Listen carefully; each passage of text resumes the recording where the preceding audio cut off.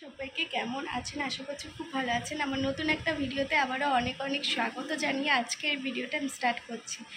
আজকে মহা ষষ্ঠী, তো সবাইকে জানাই শুভ ষষ্ঠী।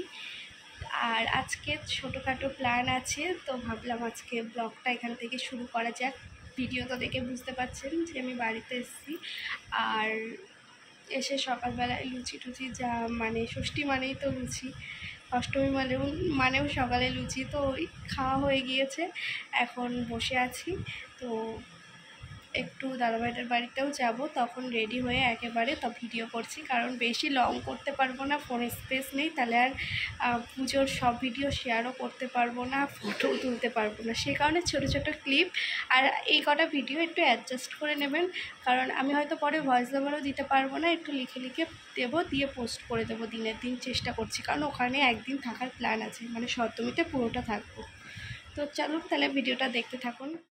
এখন রেডি হয়ে নিয়েছি, কারণ দাদাভাইদের বাড়িতে যাব, সেই জন্য একদম রেডি হয়ে এখন বেরিয়ে পড়বো দুজনে মিলে। নতুন একটা কুর্তি পরে কিন্তু রেডি হয়ে নিয়েছি। আমার পুজোয় কী কী ড্রেস হয়েছে তাতে দেখলে জানতে পারবেন এই কুর্তিটা কে দিয়েছে। তো এই কুর্তিটা পরেই রেডি হয়ে বেরিয়ে পড়েছি।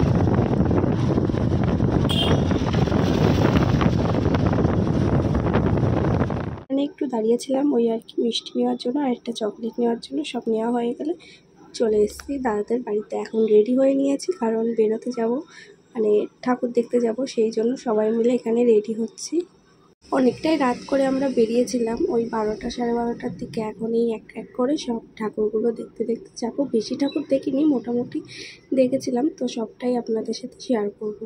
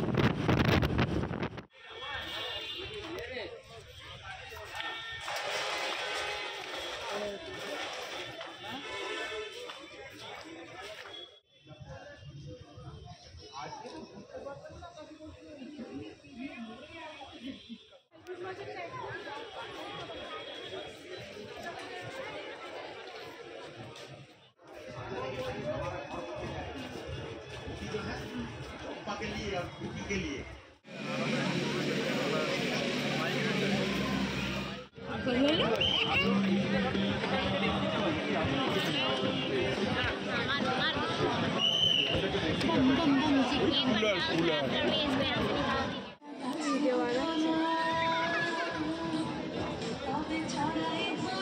প্রতিমাগুলো কি সুন্দর লাগছে, আর সারা কলকাতাটাই আলো আলো লাইটিংয়ে ভর্তি, তো চারিদিকটাই খুব সুন্দর লাগছে।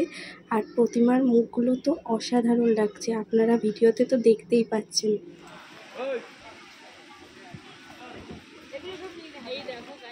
ইউনিকভাবে আর কি করা হয়েছে একটু দেখুন। যাই হোক, আজকের মতো ভিডিওটা এখানেই শেষ করলাম। দেখা হবে নতুন একটা ভিডিওর সাথে। ততক্ষণের জন্য আপনারা ভালো থাকবেন, সুস্থ থাকবেন। নতুন একটা পুজোর ব্লগ নিয়ে আবারও চলে আসবো। টাটা সবাইকে।